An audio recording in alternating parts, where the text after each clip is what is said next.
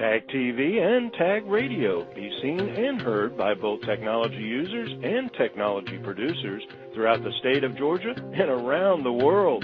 Low cost, big benefits, powerhouse online branded video and audio has arrived. Tag TV, Tag Radio, there's a lot more to know.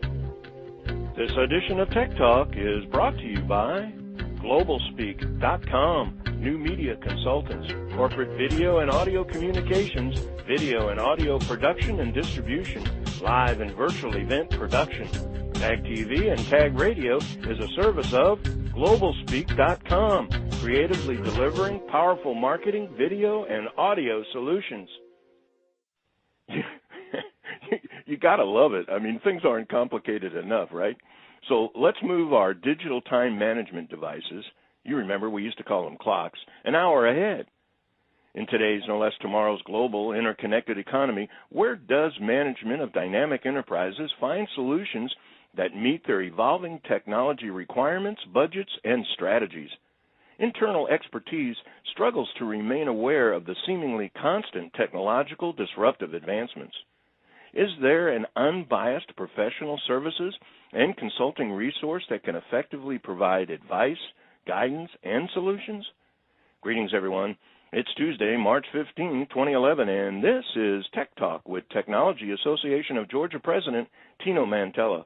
Up to today's Tech Talk, the diverse partner ecosystem necessary to provide state-of-the-technology industry vendor-neutral solution design from infrastructure to hardware, software and applications to managed services. What's next for enterprise outsourcing? As Tino speaks with Enza Alexander, a global enterprise technology solutions expert with over 2 decades of industry experience. Enza is currently the Executive Vice President of OnX, a global leader in the sector, headquartered in Canada with U.S. operations here in Atlanta. Joining OnX in 2006, Enza has held global leadership positions in international sales and services and operational management at both OnX as well as leading IT industry organizations in financial and professional executive management roles. With a vast understanding of business technology-based solutions, Enza, more than 20 years of frontline experience is matched only by our innovative thought leadership. The global arena for enterprise technology competition, increasing government regulation, and the changing face of business IT. As Tino Tech talks, what condition an enterprise technology solution condition is in, as he speaks with Executive Vice President OnX, Enza Alexander. Enza, thank you for joining me on Tech Talk today. Thanks for having me. Cloud computing, it's a very hot topic. It seems like it's been around for a while, but it does not seem to be diminishing in terms of people and companies' interests in what it can do for them. So I think this is a good place to start out. I'd like you to tell me, given the current economic conditions, do you think the adoption of cloud computing is supported, or is it now a hindrance? Well, I think that absolutely the current economic conditions in North America are conducive to cloud, as well as globalization and really the economy at large. Dr. Howard Rubin is an example, who's a senior advisor at Gardner and a professor in computer science, has established and believes that the IT economy is really the 4th largest virtual economy, meaning that the trillions of dollars that are spent on technology on a global basis is really creating some significant impact. And so really what cloud computing does is, many believe that it's an IT revolution that's underway that focuses with, the amount of process changing and money saving implications. And many experts are saying that it is as dramatic an emergence as the personal computer was more than a generation ago. At its heart, really, cloud computing is about stronger collaboration. And so when we look at what is happening in the marketplace as a whole, we understand that the Internet, connectivity, and collaboration are also key business drivers. It just so happens that many of those initiatives are put under the cloud banner. So cloud does enhance the, I believe, enhancement of economic conditions improving in North America. And you referenced global, and a lot of our companies that are listening into this interview will either are going global, already established globally, or they're global wannabes, let's say, that they'd like to be there in a period of time. So what are some of the technology considerations that become relevant if companies expand into more of a global arena? Yeah, and it's not really the word if. I believe globalization is occurring to organizations every single day. As we shrink the globe and try to transact business in emerging markets like Asia Pacific or Central and South America, where we know that the GDP and the economic growth percentages are considerably higher than they are even here in North America, we find for ways to sell our services and our products into those marketplaces. And so really what's key from a globalization perspective is that we understand our enterprise systems management, our business service management, and that we look at business intelligence as driving real-time information as to how we can align our clients' buying habits and current climates within these newer regions that we are entering with our business.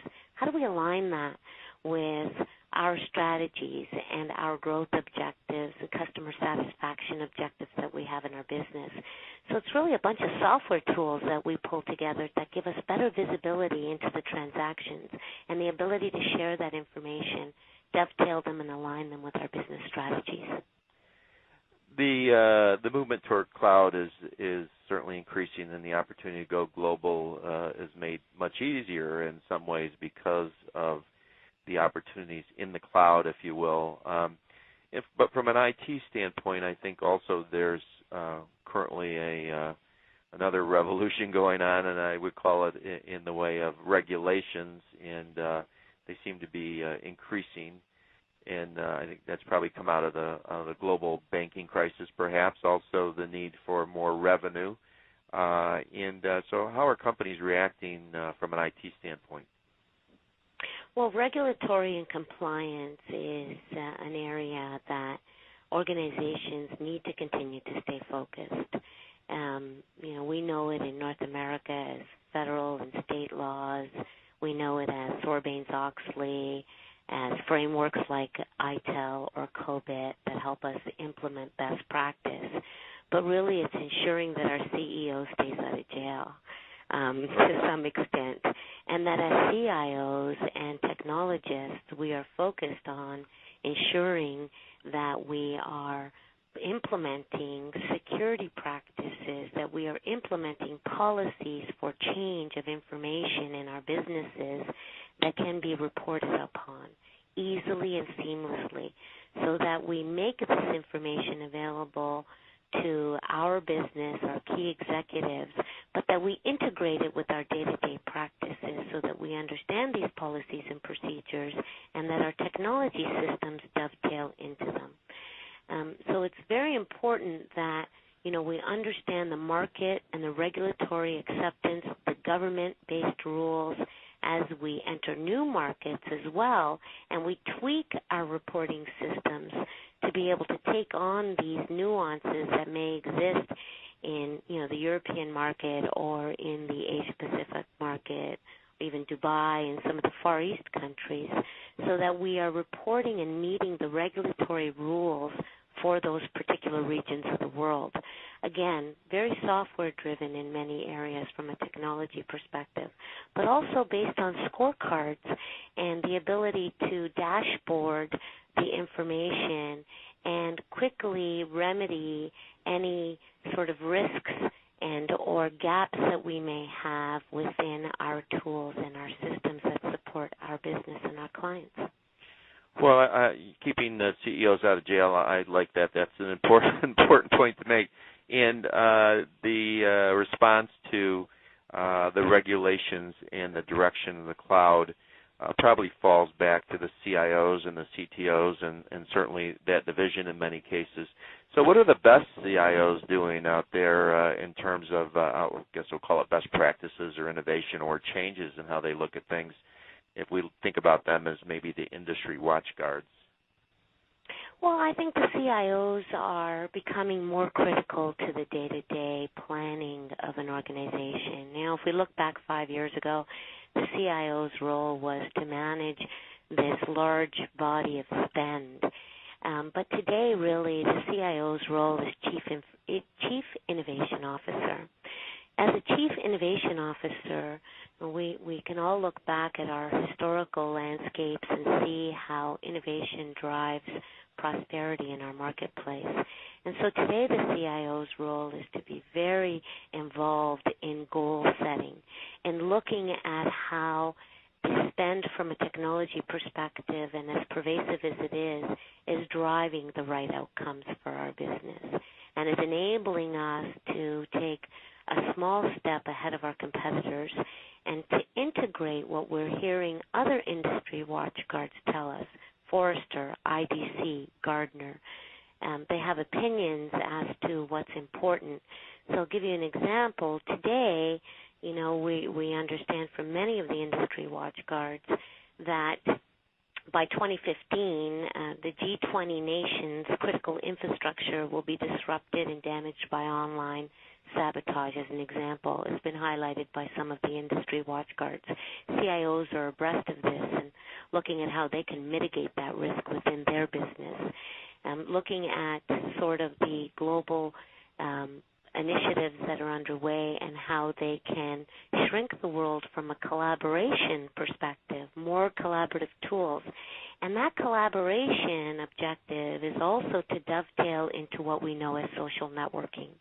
How can we leverage what's happening in the world of Facebook and social networking from a LinkedIn or other vehicles that are out there for us, again, to understand how we can take our services to market.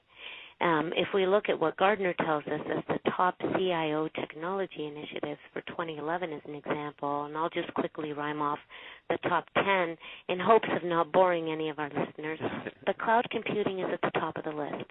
Mobile application and media tablets is number 2. Social communication and collaboration is number 3. Maybe I'll stop there and, give an example. Cloud computing a year ago was the 3rd most critical objective, and 2 years ago was 7th. So we can see that the pace of change that the CIO is managing today is much faster. But really, it's speed to deployment. So when we look at cloud, when we look at higher yields of virtualization, it's being able to roll those business applications or those business solutions out to our clients and our business in a much more rapid fashion. And ultimately, I believe that that is the current goal of the CIO, to understand how to have an incubus infrastructure with software as a service, platforms that will enable them to meet the demands of their business and bring positive outcome while introducing innovation. Well, Enza, we're out of time. I really enjoyed this conversation, and I'm sure our listeners did as well. So maybe we can have you back on another time to continue and carry on the opportunity, or get you out here to be on one of our panels or a speaker. So thanks for joining me on Tech Talk today. And thanks for having me. I enjoyed it. Have a great day.